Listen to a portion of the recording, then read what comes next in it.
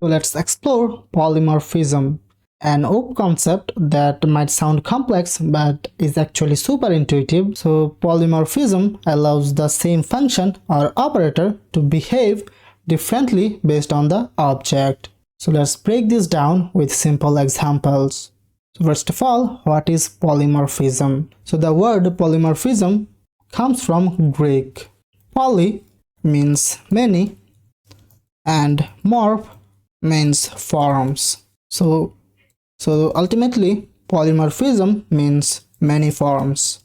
In simple terms, one name, many forms. In Python, polymorphism lets you use the same interface, for example function, method or operator, with different data types or classes, and it behaves according to the data it's working with. So first of all, let's see example of polymorphism in built-in functions. So built-in functions. If you can remember, we used a function called len. For example, if I write here the print statement and call the len function, and inside a len function, if I provide the string Python and if I run the code, you'll see it prints 6. Okay, but if I provide different data type in the len function, let's see what happens. So if I write the print statement again and call the len function, and here let's say we pass a list of some numbers, for example 1, 2 and 3. Now if I run the code, it prints 3. So the length of the list is 3. Let's again write the print statement, call the len function, and this time let's pass some key value pairs. So for example, the key is A, the value is 1, then we can give a comma, key is B, value is 2. If I run the code, you'll see it prints 2. So it is printing there is 2 key value pairs. Here len is the same function, but it behaves differently depending on what's measuring. This is polymorphism in action. As you can see, while we pass a string, the len function gives number of characters. If we give a list, it gives the number of items in the list. If we give key value pairs, it gives number of key value pairs. So it is behaving differently based on what it is measuring. So we saw polymorphism with built-in functions. Now let's see polymorphism with operators. So if I write here the print statement, here if I write 5 plus 10 and run the code, it prints 15. So here the plus operator is doing integer addition. But if I write the print statement again, and here if I write a string py, then if I give a plus operator, then again if I give a string, then thon, and run the code, you'll see it prints Python. So here Python is doing string concatenation. Again, if I write the print statement, let's say we have a list, the values are 1 and 2, then we give the plus operator, and we have another list with the value 3 and 4, and if I run the code, you'll see it merges 2 lists into one. So the plus operator in this statement merging lists. So the operator is same, the plus operator, but the behavior is different based on type. First of all, it adds numbers, then it joins strings, then in the third example, it merges lists. So enough of this. Now let's see polymorphism in classes, and that is with methods.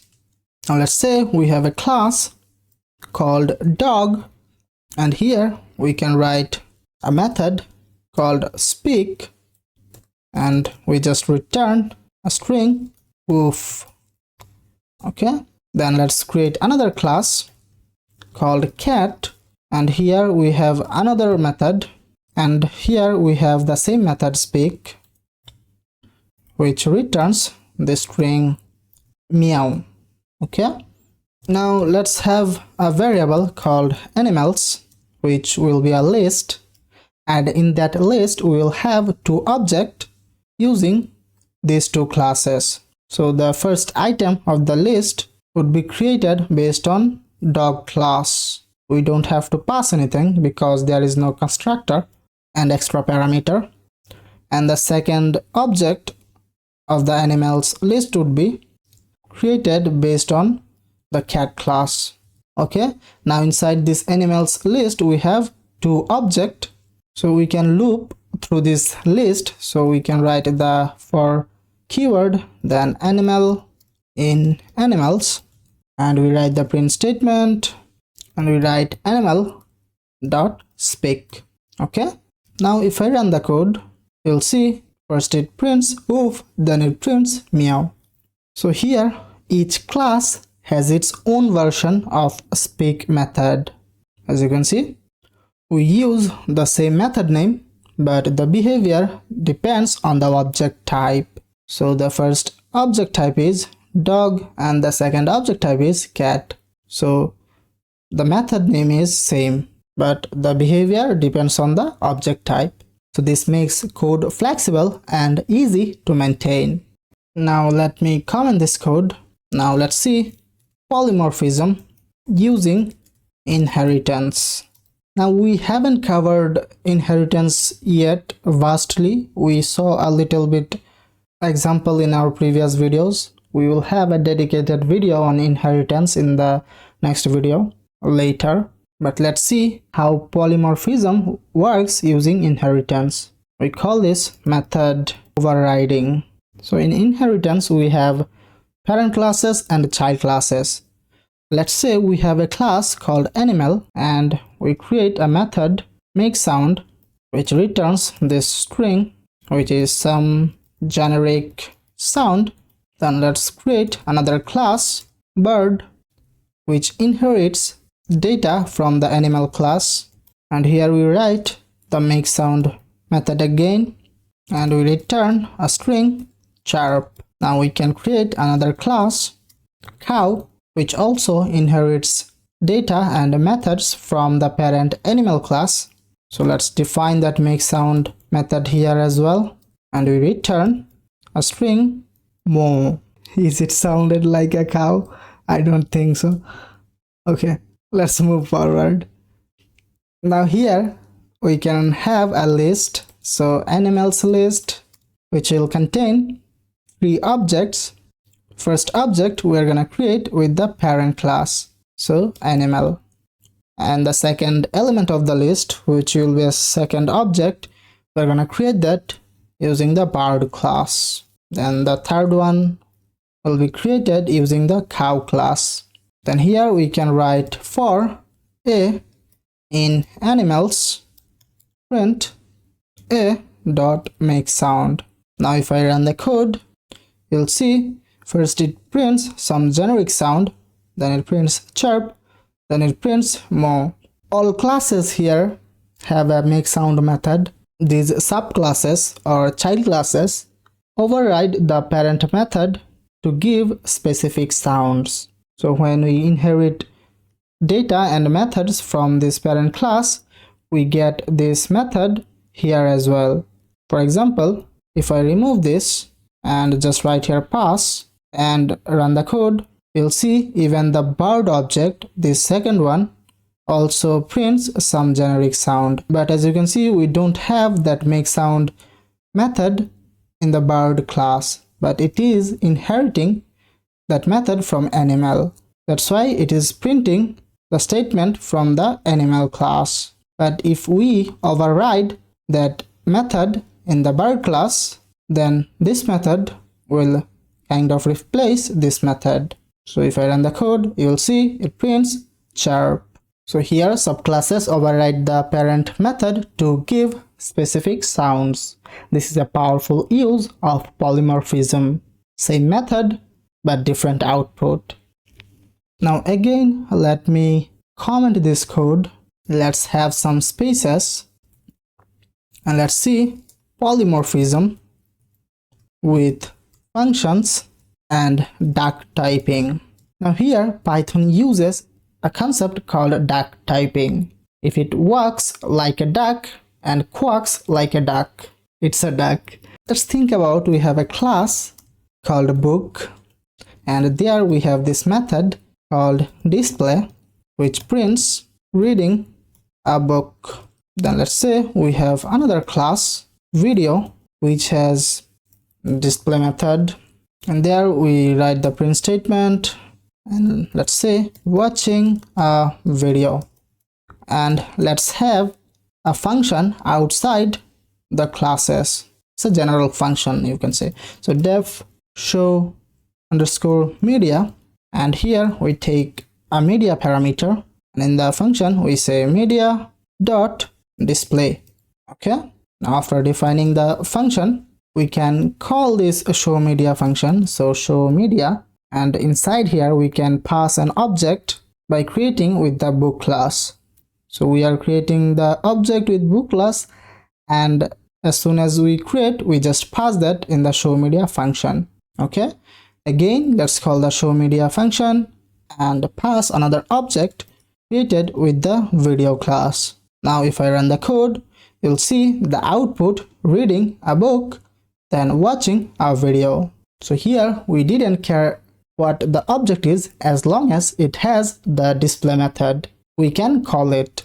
So this is duck typing based polymorphism, a feature that makes Python very flexible. Now let's see when and why to use polymorphism. So the first reason to use polymorphism would be code reusability.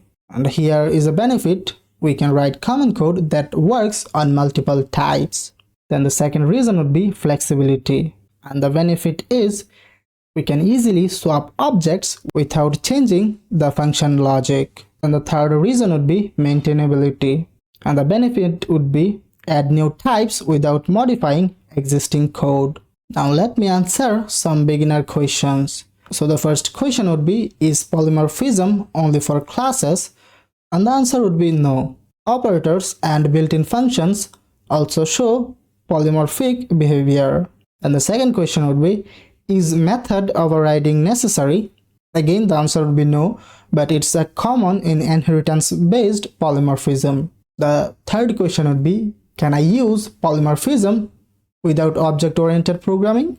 The answer would be yes. Functions like len, then plus operator, and the print statement are already polymorphic. Then another question can be, is duck typing the same as polymorphism? The answer would be, duck typing enables polymorphism in Python by checking behavior but not type. So we have practiced a lot about polymorphism. Now here is a practice task for you. So create two classes. So two classes, first one is car and second one is bike, and each with a method start. Then call them from a single function and show polymorphism. Now pause the video and try to implement this on your own. So have you done that? If yes, that's great. If you couldn't do that, let's implement that together. So first of all, we have a class called car, and here we have a function or method start, and inside that method we just write the print statement which says car engine started. After writing the car class, we can define another class which is bike, and here we have this method start, and it prints bike engine started. Now after writing the classes, we can write a general method. So def vehicle start, the method name, and in the parameter we take the vehicle, and inside that function we write vehicle dot start, and we call this start method. After writing this function, we can call vehicle start method, and we can create an object with the car class and just pass that inside this vehicle parameter. So we can write here car, and again let's call that method vehicle start, and let's pass the object by creating with the bike class. Now if I run the code, you'll see first it prints car engine started, then it prints bike engine started. Okay, so that was the beauty of polymorphism. It lets your code be clean, flexible, and powerful. Up next, we are diving into one of the most important concepts of object-oriented programming, and that is inheritance. So see you in the next video.